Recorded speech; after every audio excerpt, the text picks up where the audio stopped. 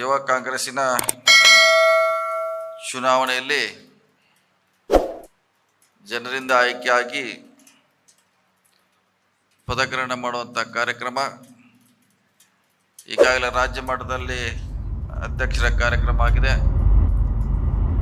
ಅದೇ ರೀತಿ ಜಿಲ್ಲಾ ಮಟ್ಟದಲ್ಲಿ ಜಿಲ್ಲಾ ಅಧ್ಯಕ್ಷರು ಮತ್ತು ಅವರ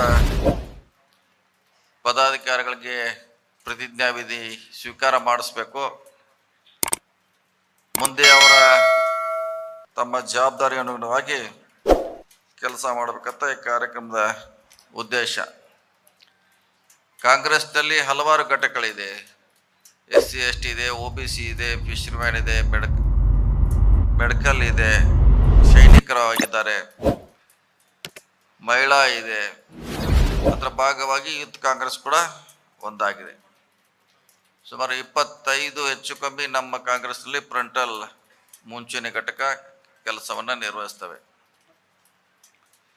ಮಿಕ್ಕಿದ್ದೆಲ್ಲ ನೇರವಾಗಿ ನೇಮಕಾತಿ ಮಾಡಬೇಕಾ ಚುನಾವಣೆ ನಡೀತಾ ಇದೆ. ಚುನಾವಣೆ ನಡೆಯಲ್ಲ, ಹೈಕಮಾಂಡ್ ನಿರ್ಧಾರ ಮೇಲೆ ಅವ್ರನ್ನ ಆಯ್ಕೆ ಮಾಡ್ತೀವಿ. ಇದು ಒಂದೇ ಮಾತ್ರ ಚುನಾವಣೆ ನಡಿಬೇಕು. ಚುನಾವಣೆ ವ್ಯವಸ್ಥೆ ಆಯ್ಕೆ ಮೂಲಕ ಬರಬೇಕಂತ ಇದೊಂದು ವಿಂಗ್ ಮಾತ್ರ ಚುನಾವಣೆಯನ್ನ ಮೂಲಕ ಆಯ್ಕೆ ಮಾಡೋ ಪದ್ಧತಿಯನ್ನು ಇಟ್ಟಿದ್ದಾರೆ. ಈ ಚುನಾವಣೆ ಹೆಚ್ಚು ಕಮ್ಮಿ 6 ತಿಂಗಳ ಮುಂಚೆ ಮತಗಳನ್ನು ಮಾಡಲಿಕ್ಕೆ ಸಮಯ ತೆಗೆದುಕೊಂಡ್ರೆ ಚುನಾವಣೆ ಘೋಷಣೆ ಮಾಡಲಿಕ್ಕೆ 6 ತಿಂಗಳು ಹೆಚ್ಚು ಕಮ್ಮಿ 1 ವರ್ಷನ ಕಾಯ್ಬೇಕಾಯ್ತು. ಹೆಚ್ಚು ಕಮ್ಮಿ ನಾವು ಈ ಚುನಾವಣೆಯಲ್ಲಿ ಇದೊಂಥರ ಹೊಸ ಅನುಭವ ನಿಮಗೆಲ್ಲ. ಚುನಾವಣೆ ಮತದಾನ ತಾವು ಮಾಡಿದ್ರಿ, ಎಲ್ಲ ಕಡೆ ಹೋಗಿ ಮತದಾನ ಆ್ಯಪ್ ಮೂಲಕ ಮಾಡಿಸುವಂಥ ಪ್ರಯತ್ನ ಆಯಿತು. ಯಾರನ್ನ ಸ್ಪರ್ಧೆ ಮಾಡೋರು ಅದಾದ ಮೇಲೆ ಮತ್ತೆ ಅವರ ಬಳಿಗೆ ಹೋಗಿ ಅವ್ರನ್ನ ನಮಗೆ ಮತ ನೀಡಿ ನಾವು ಆಯಾ ಹುದ್ದೆಗೆ ಸ್ಪರ್ಧೆ ಮಾಡಿದ್ವು ಅಂತ ವಿನಂತಿಯನ್ನು ಮಾಡೋ ಮೂಲಕ ತಮ್ಮ ಶಕ್ತಿ ಅನುಗುಣವಾಗಿ ತಾವು ಆಯ್ಕೆ ಆಗಿದ್ರಿ.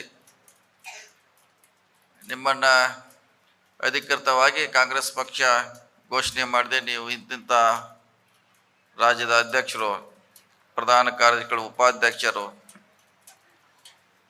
ಜಿಲ್ಲಾ ಅಧ್ಯಕ್ಷರು, ಅವ್ರ ಪದಾಧಿಕಾರಿಗಳಂತ ನೇಮಕ ಮಾಡಿದೆ. ಈಗೆಲ್ಲ ಚುನಾವಣೆ ಈಗ ಚುನಾವಣೆ ಮುಗಿದಿದೆ. ತಮಗೆಲ್ಲ ಪದಗ್ರಹಣ ಕಾರ್ಯಕ್ರಮ ಕೂಡ ಮುಗಿದಿದೆ. ಇನ್ನೇನಿದ್ರು ನಿಮ್ಮ ಗಮನ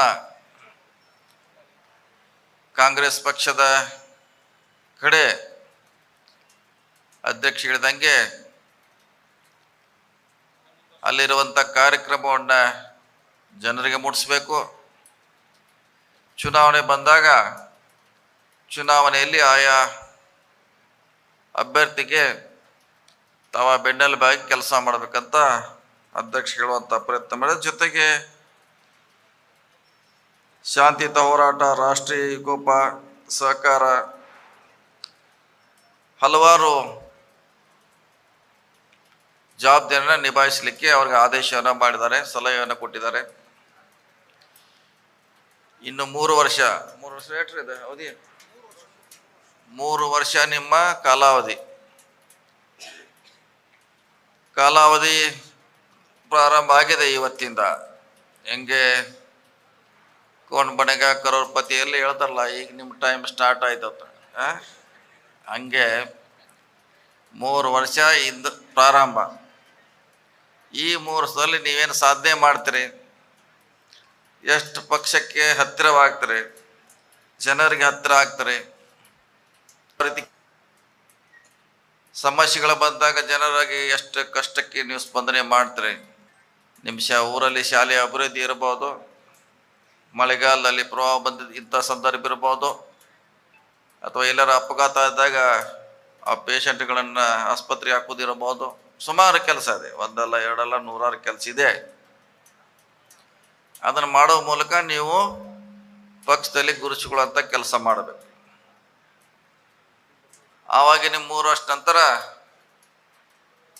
ನಿಮ್ಮ ಹುದ್ದೆಗಳು ಕೂಡ ಪ್ರಮೋಷನ್ ಆಗ್ಬೋದು. ಇಲ್ಲ ಈ ಸಾರಿ ಒಳ್ಳೆ ಕೆಲಸ ಮಾಡಿದರೆ ಇವರಿಗೆ ಈ ಸ್ಥಾನದಿಂದ ಇದಕ್ಕೆ ಮೇಲ್ಗಡೆ ಒಯ್ಯಬೇಕಂತ ಪಕ್ಷದಲ್ಲಿ ಕಾರ್ಯಕರ್ತರಲ್ಲಿ ಚರ್ಚೆಯಾಗಿ ನಿಮ್ಗೆ ಅವಕಾಶಗಳ ಒಲಿದು ಬರುವಂಥ ಸಂದರ್ಭಗಳು ಇರ್ತಾವೆ. ಸೊ ಆ ನಿಟ್ಟಿನಲ್ಲಿ ನೀವು ಚಿಂತನೆ ಮಾಡಬೇಕು, ರಿಯಾಲಿಟಿಗೆ ಹೋಗ್ಬೇಕು. ಇಲ್ಲ ಯಾರ ಬಂದಾಗ ಪೋಸ್ಟರ್ ಹಾಕಿ ಮತ್ತು ಸಂಜೆಗೆ ಅದು ಉಚ್ಕೊಂಡಾಗ ಊರಾಗ ಹಚ್ಕೊಳ್ಳುವಂಥ ಪದ್ಧತಿ ಆಗ್ಬಾರ್ದು. ನಿಮ್ಮ ಫೋಟೋವನ್ನು ಬೇರೆಯವ್ರು ಹಚ್ಚೋಂಗಾಗಬೇಕು. ಕಾರ್ಯಕರ್ತರ ಫೋಟೋಗಳನ್ನು ಬೇರೆಯವ್ರು ಹಚ್ಚೋಂಗಾಗಬೇಕು. ಇಲ್ಲ ಏನಾಗುತ್ತೆ, ನಾವು ಲೀಡ್ರ್ ಬರ್ತೀವಿ ಅಂದರೆ ಏರ್ಪೋರ್ಟ್ನಿಂದ ಬಸ್ ಸ್ಟ್ಯಾಂಡು ಅಲ್ಲಿ ಇಲ್ಲಿ ಪೋಸ್ಟರ್ ಹಚ್ಚಿ ಅದ್ರಾಗ ಹೆಚ್ಚು ಟೈಮ್ ಬಿಸಿ ವೇಸ್ಟ್ ಮಾಡ್ತೀವಿ ನಾವು. ಅದೇನು ಪ್ರಯೋಜನ ಆಗೋಲ್ಲ, ಯಾರೂ ನೋಡೋಲ್ಲ. ಈಗ ನೂರಾರು ಸಾವಿರಾರು ಲಕ್ಷಾಂತರ ಜನ ಪೋಸ್ಟ್ ಹಚ್ತಿರ್ತಾರೆ, ಅದ್ರಾಗ ನಿಮ್ದೊಂದು ಬಂದರೆ ಯಾರು ನೋಡೋಲ್ಲ.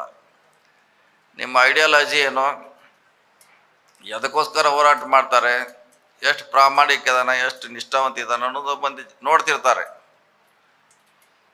ಆ ಕಡೆ ಹೆಚ್ಚು ಗಮನ ಹರಿಸ್ಬೇಕು. ನೀವು ಮುಂದೆ ಲೀಡರ್ ಆಗಲಿಕ್ಕೆಲ್ಲ ಭಾಳಷ್ಟು ಜನ ಅವಕಾಶ ಆಗ್ತಾರೆ. ಮುಂದಿನ 10 ವರ್ಷ ನಂತರ ಶಾಸಕರಾಗ್ಬೋದು, ಜಿಲ್ಲಾ ಪಂಚಾಯತಿ ಆಗ್ಬೋದು, ಬೋರ್ಡ್ ಕಾರ್ಪೊರೇಷನ್ ಚೇರ್ಮನ್ ಆಗ್ಬೋದು,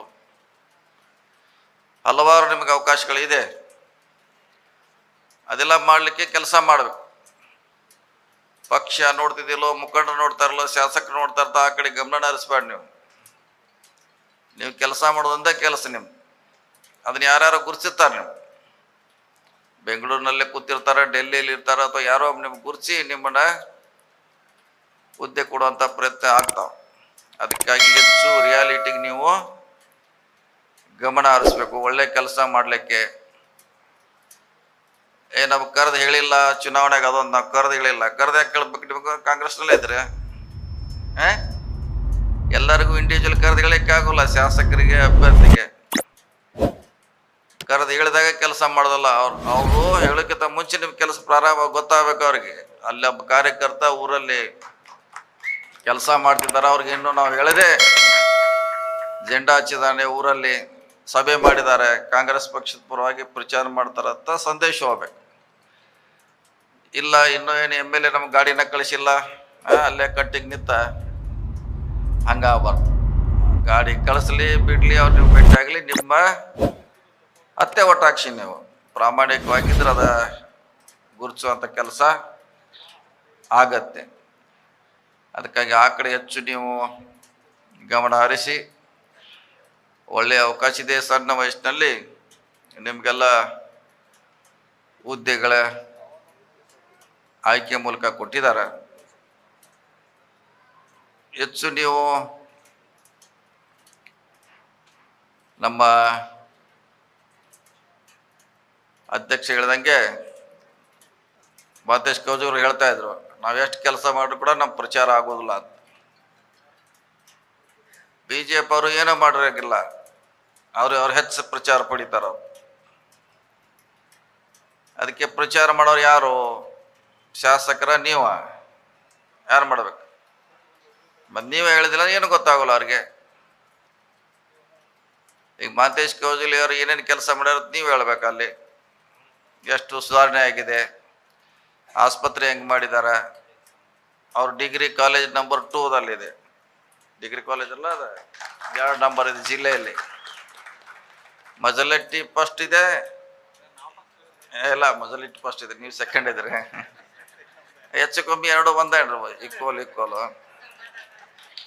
ಅಂದರೆ ಅದು 2ನೇ ನಂಬರ್ ತರಲಿಕ್ಕೆ ಅವರು ಅದಕ್ಕೆ ಎಷ್ಟು ಪ್ರಯತ್ನ ಮಾಡ್ತಾರೆ. ಅಲ್ಲಿ ಸ್ಕೂಲ್ಗೆ ಹೋಗ್ತಾರೆ, ಟೀಚರ್ ಬಗ್ಗೆ ನೋಡ್ಕೋತಿರ್ತಾರೆ. ಮೊನ್ನೆ ಅವ್ರು ನೋಡೇ ಘೋಷಣೆ ಮಾಡಿದಿನ್ನ 5-5 ಕೋಟಿ ರೂಪಾಯಿ ಒಂದು ಬೆಳಗಾವಿ ಪಾರ್ಲಿಮೆಂಟ್ಗೆ ಒಂದು ಚಿಕ್ಕ ಯಾವುದು ಒಳ್ಳೇದೇ ಕಾಲೇಜ್ ಇದೆ, 5-5 ಕೋಟಿ ಕೊಡ್ತೀವಿ ಅಂತ ಮೇಡಮ್ ಡಿಕ್ಲೇರ್ ಮಾಡಿದ್ವಿ. ಯಾವ 5-5 ಕೋಟಿ ಕಾಲೇಜ್ ಕಟ್ಟಲಿಕ್ಕೆ ನಮ್ಮ ಇಲಾಖೆಯಿಂದ.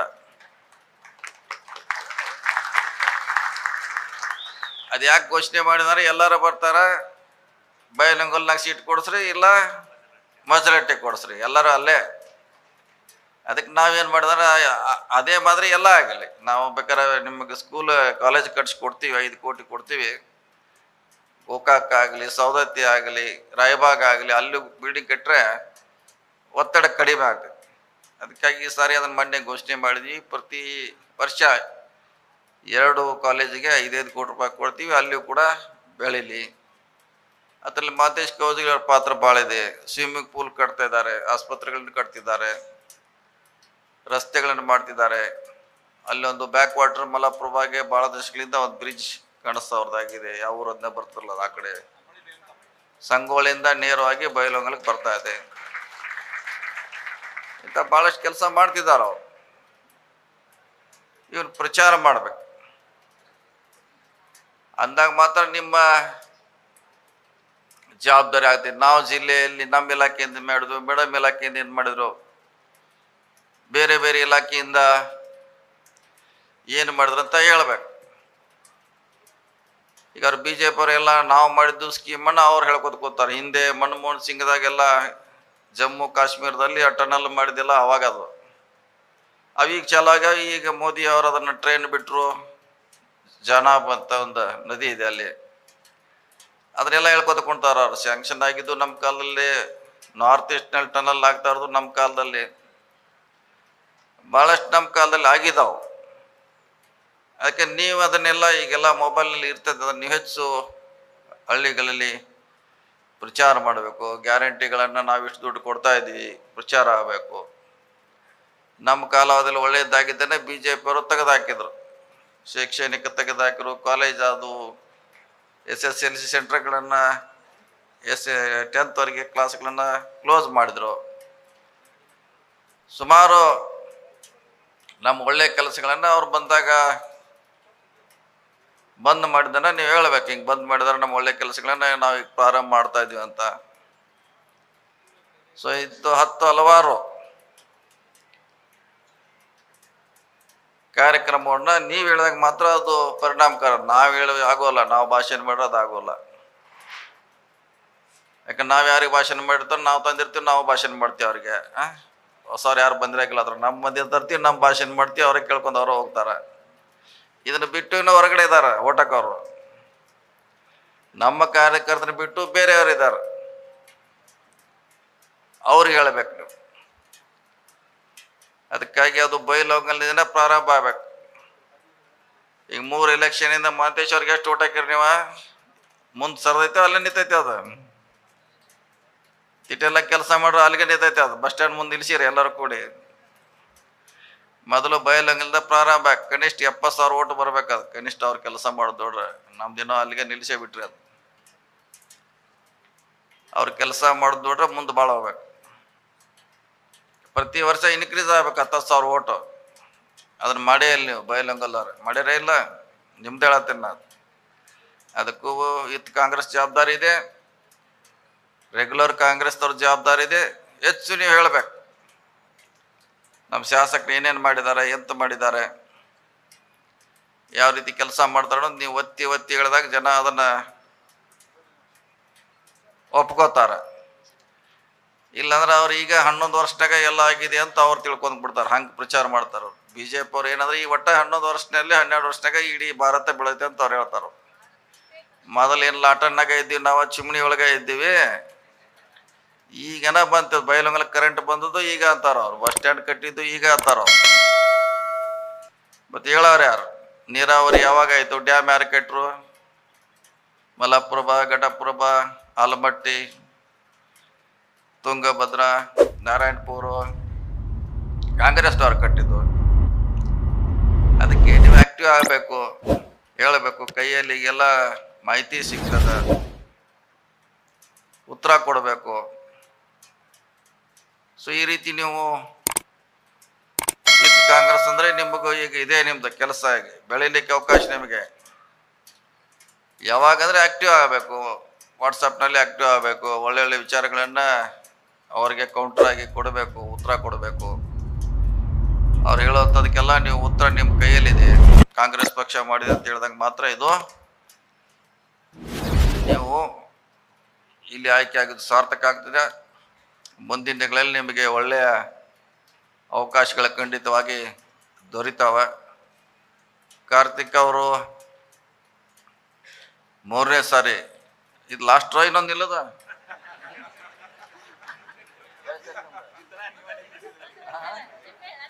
ವಯಸ್ಸು ಎಷ್ಟು ನಿಮ್ದು? ಇದಕ್ಕೆ ಎಷ್ಟು ಬೇಕ್ರಿ ಅದು? ಹಂಗಾರೆ ಬರಂಗಿಲ್ಲ. ಇನ್ನ 35 ಲಾಸ್ಟ್ ಅಂತ, ಹಿಂಗಾಗಿ 37, ಇನ್ನು ಬರಲು ಅವಕಾಶ ಕಡಿಮೆ ಅವ್ರಿಗೆ. ಈ ಹಿಂದಿನ ಚುನಾವಣೆಯಲ್ಲಿ ನಾವೇ ಅವ್ರ ಜಬರ್ದಸ್ತಿ ನಿಲ್ಸಿದ್ದೀವಿ. ಈ ಸಾರಿ ಹುಡುಕ್ತಾ ಇದ್ವಿ ಯಾರು ನಿಲ್ಸ್ಬೇಕಂತ. ನಮ್ಮ ಮನೆಯಲ್ಲಿ ಕೂತಿದ್ದೀವಿ ಮಾತೇಶ್ ಕೌದಲ್ಗಿ, ನಾವು ವೈದ್ಯ ಅವ್ರು. ಯಾರು ಸಿಗ್ತಲ್ಲ ಯಾರು ನಿಲ್ಸೋದು, ಇದ್ದವ್ರನ್ನ ನಿಲ್ಲಿಸ್ಬಿಡ ಅಂತ ಹೇಳಿದ್ವಿ ನಾವು. ಸೊ ಹಿಂಗಾಗಿ ಅತಿ ಸಲ ಅತಿ ಹೆಚ್ಚು ಎಷ್ಟು ಕೊಡ್ತದ್ರಿ ಸರಿ? ಓಟ್ ಎಷ್ಟು? 26,000. ಅಧ್ಯಕ್ಷ ಹೆಚ್ಚು ಇರಬೇಕಂತ. ಜಿಲ್ಲಾ ಅಧ್ಯಕ್ಷ 26,000 ಅಂದ್ರೆ ಅತಿ ಹೆಚ್ಚು ಸಿದ್ಕಿ ಒಬ್ರು ಇದಾರೆ. ಅವ್ರು ಎಷ್ಟು ಅಂದ್ರೆ 34,000 ಸಿದ್ಕಿ, 24,000 ಅಂದ್ರೆ ಅತಿ ಹೆಚ್ಚು ಜನರನ್ನ ಅವರು ಮುಟ್ಟುವಲ್ಲಿ ಯಶಸ್ವಿಯಾಗಿದ್ದಾರೆ. ಇದನ್ನ ಇಟ್ಕೋಬೇಕು. 24,000 ಓಟ್ ಹಾಕಿರೋದು ಏನು ಕಡಿಮೆ ಇಲ್ಲ. ಒಂದು MLA ಗೆಲ್ಸ್ಲಿಕ್ಕೆ 1,000 ಜನ ಸಾಕು. ಎಷ್ಟು ಜನ? 1,000 ಜನ ಒಳ್ಳೆ ಕಾರ್ಯಕರ್ತರು ಒಂದು MLA ಗೆಲ್ಲಬಹುದು. 24,000 ಜನ ಮುಟ್ಟಿದಾರ ಅವ್ರು ಇಬ್ರು. ಅವ್ರು 34,000 ಅವ್ರು ಮುಟ್ಟಿದ್ದಾರೆ. ಸೊ ಅವ್ರು ನೀವು ಹಂಗೆ ಕಂಟಿನ್ಯೂ ಆಗಿ ಹಿಡ್ಕೊಂಡು ಇಡಬೇಕು. ಅವ್ರು ಬಿಡಂಗಿಲ್ಲ.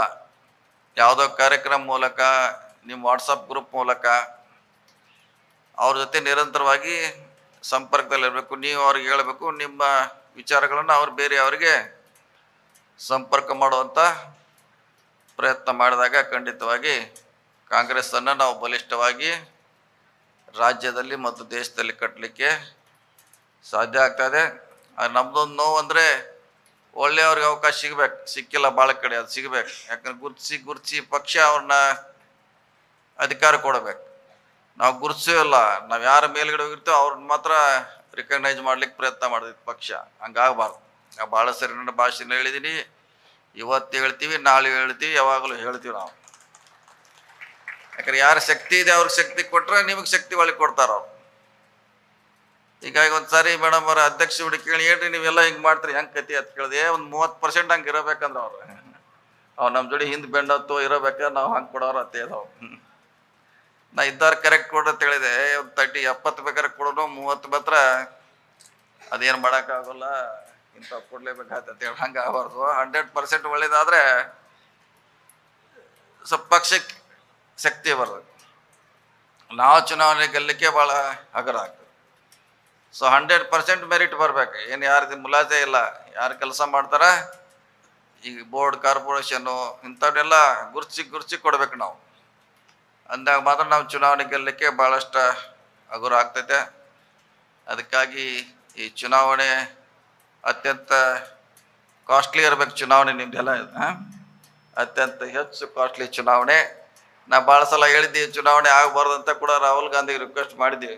ಯಾಕಂದ್ರೆ ಗುಂಪುಗಾರಿಕೆ ಆಗ್ತೈತೆ ಬೇಡ ಅಂತ. ಆದರೂ ಕೂಡ ಅವರು ಇಲ್ಲ, ಚುನಾವಣೆ ಪದ್ಧತಿ ಇರಬೇಕಂತ ಹೇಳಿದ್ರು ಅವರು. ಸೊ ಮುಂದಿನಗಳಲ್ಲಿ ನೋಡೋಣ. ಈಗ ಚುನಾವಣೆ ಆಗಿದೆ.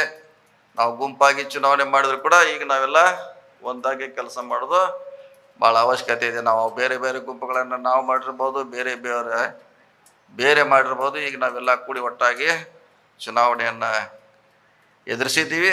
ಈಗ ಪಕ್ಷದ ಪರವಾಗಿ ನಾವೆಲ್ಲ ಕೆಲಸ ಮಾಡುವಂಥ ಪ್ರಯತ್ನವನ್ನು ಮಾಡೋಣ. ನಿಮಗೆಲ್ಲ ಮುಂದೆ ಒಳ್ಳೆ ಭವಿಷ್ಯ ಇದೆ. ಒಳ್ಳೆ ಕೆಲಸ ಮಾಡಿ ನಿಮ್ಮನ್ನ ಯಾರು ನೋಡ್ತಾರೋ ಬಿಡ್ತಾರೋ ಅದು ಬಿಡಿ. ನಿಮ್ಮ ಊರಲ್ಲಿ, ನಿಮ್ಮ ವಾರ್ಡ್ದಲ್ಲಿ ಒಳ್ಳೆ ಕೆಲಸ ಮಾಡಲಿಕ್ಕೆ ಪ್ರಯತ್ನ ಮಾಡಿ. ಯಾಕೆ ಭಾಳಷ್ಟು ಜನ ಬಂದಿರ್ತಾರೆ ಅಲ್ಲಿ ಬೆಂಗಳೂರಲ್ಲಿ ನಮ್ಗೆ ಅದು ಮಾಡಿರತ್ತೆ. ಅವ್ರ ವಾರ್ಡ್ನಾಗ ಯಾವ ಕಾಂಗ್ರೆಸ್ ಲೀಡ್ ಆಗೇ ಇಲ್ಲ. ಅವ್ರಿಗೆ ಒಟ್ಟಿಗೆ ಲೀಡ್ ಆಗೋಲ್ಲ ಅವ್ರು.